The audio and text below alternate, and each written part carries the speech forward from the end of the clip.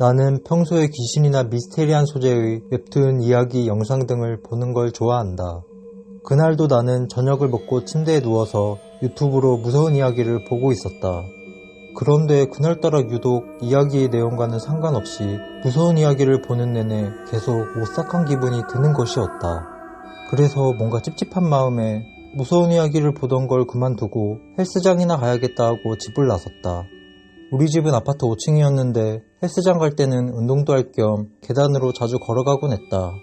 하지만 그때는 아까 봤던 무서운 이야기의 여운이 남아있어서 그런지 계단으로 내려가기가 무서웠다. 그래서 엘리베이터 버튼을 누르고서 엘리베이터를 기다렸다. 5층이다 보니 엘리베이터는 금세 도착했고 나는 엘리베이터에 올라타서 1층 버튼을 누른 뒤 잠시 핸드폰을 보고 있었다. 그런데 뭔가 이상했다.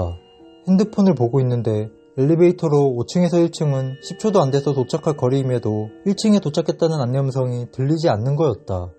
머릿속에 뭐지? 라는 생각이 드는 순간 엘리베이터가 엄청 흔들리더니 덜컹 하고 멈춰섰다.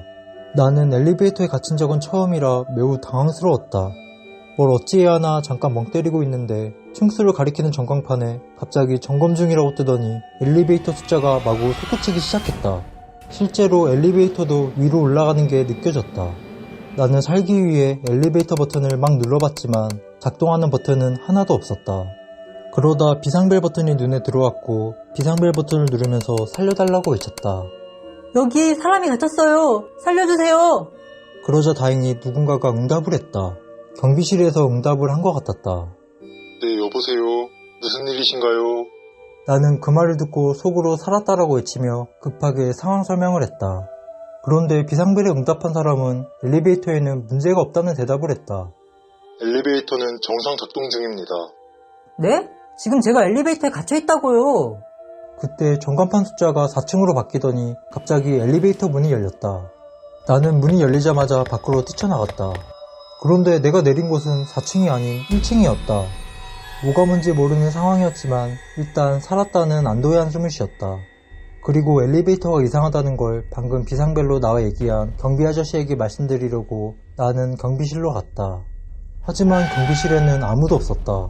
결국 나는 헬스장 가는 걸 포기하고 집까지 도망치듯 뛰어서 올라갔다. 내가 엘리베이터 안에서 겪었던 일들이 단순 엘리베이터 오작동으로 넘기기에는 기분이 이상했기 때문이다.